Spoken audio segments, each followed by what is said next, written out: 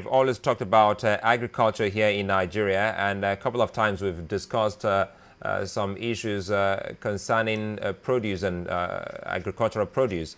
And the Vice President has said, well, time for us to start having, products or produce year in, year out, irrespective of the season, is now. And he says they're looking to making our agricultural sector more vibrant and more productive.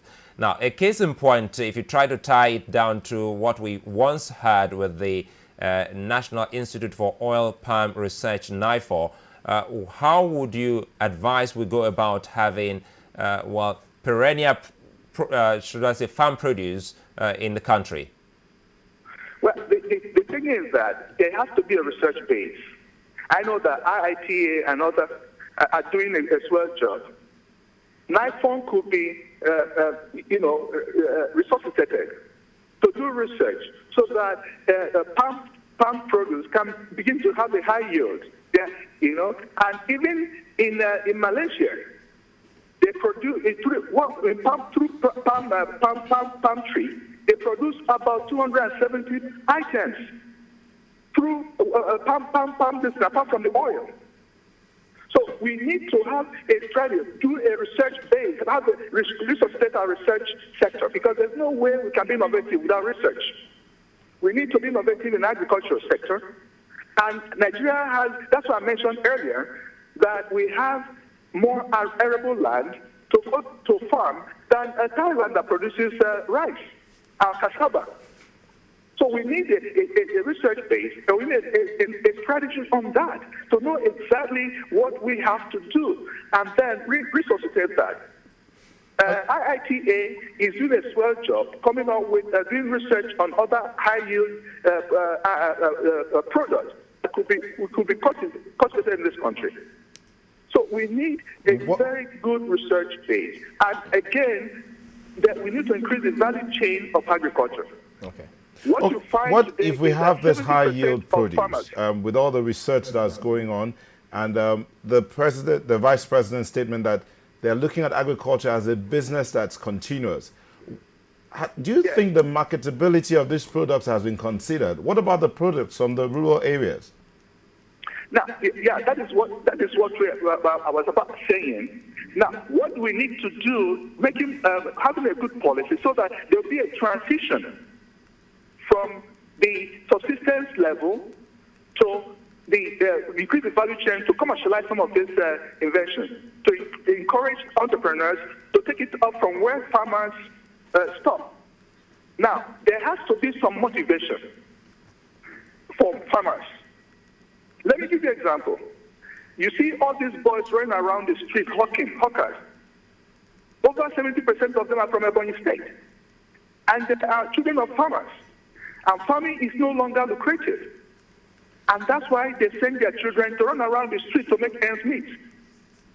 We can encourage, cooperative farming to commercialize it rather than, ensure farmers that whatever they can produce, that there's already government can buy and use it as a source of raw material to increase the value chain for production industry.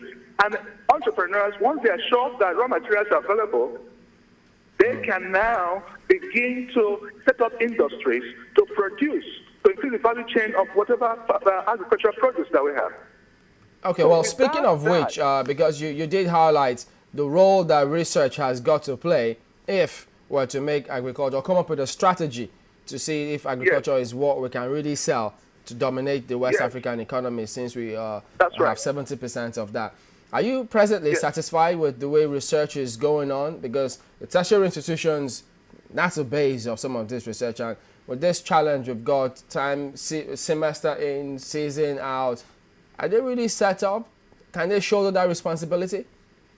Now, the thing is this. The university should go back to this. There has to be a partnership between the university, the private sector, and the government.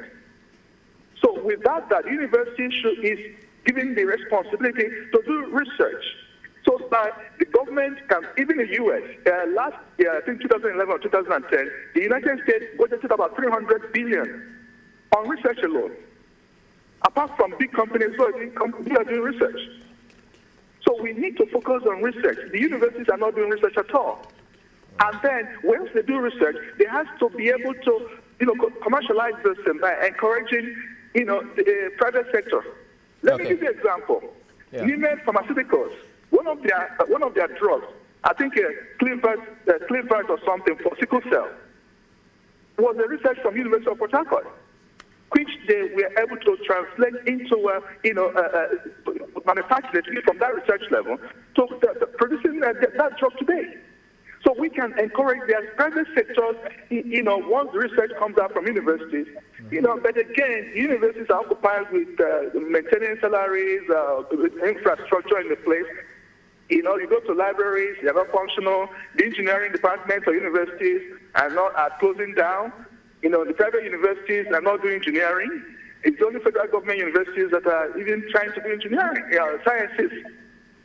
But the future of Nigeria lies in science, technology, and engineering. Would it be wrong for one to suggest or say or be of the opinion that for any strategy we need to adopt, education is the base? Because if you talk about research, or you talk about science, you talk about agriculture, you talk about oil, whatever you talk about, research and the education sector is the base here. Because here you are talking about the fact that the libraries are not functional, and then some time ago, I think it was when they appeared before the National Assembly, the budget allocation was used to maintain recurrent expenditure, and so it's not just looking good. So the private sector also, entrepreneurial studies, again, universities, if they don't do something about that, the private sector suffers. So we have questions of the capability of the private sector, the education sector, before the agricultural sector will now depend on these two.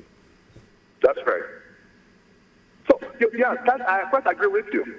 Now, what the universities are asking for, it's not asking for too much. Just provide enough infrastructure, encourage other establishment of more universities, more secondary schools, more primary schools, so that they will feed, and then we need to get a critical mass, whereby we have a greater percentage of the population who are literate. And in the process of doing that, there's no way we can grow as a nation at a level of 46% literacy level or thereabouts. So we need to really begin to a massive education of the people. Whoever can be encouraged, then they will. Nigerians are very creative and innovative people. Once they see a signal that the government is serious about what they're doing, they'll begin to do stuff. So we can borrow ideas from other countries who have succeeded and find out how they were able to come up to this, how to succeed. Okay. We are not interested on, countries that have developed and all that. We should look at new economies that are growing so that we find out exactly how they have been able to do it. And we borrow ideas from them. All right. Sorry? Okay, because at the time I was going to say, add to that, while they see one competitive area where we could have an advantage, they also have to, at the same time, look at the ease of doing business. Because if we have to focus on agriculture, if SMEs cannot set up in quick succession or as quickly as possible, we'll still have a challenge. Yes, that is why what CAC has just done. Before you incorporate a business in Nigeria, it used to take you about 6 months, 1 year. But now they have been able to digitalize their systems so that people can use online stuff to incorporate some of this business, which is good. It's an improvement. So, but again, the other issues, and there should be a tax holiday for companies that are setting up. It's something that is happening. When I went to South Africa, what they did was they showed me an industrial park where just empty, you come in with your machine and start producing. And they give you a tax holiday so that to encourage people and entrepreneurs to set up. Now you have to worry about power, you have to worry about water, you have to worry about good roads, So these are some of the issues that the ease of doing business we need to take care of and all that. So that all these local government agents disturbing businesses. You go from one local government to the other, you pay tax and all that. Multiple taxes, it's not encouraging business. Okay. The former CEO of Nigerian Breweries told me this. So Wow. you find that the Nigerian Breweries even having issue with taxes. Everybody is taxing them. So this has to really come to an end for us to move forward and encourage businesses.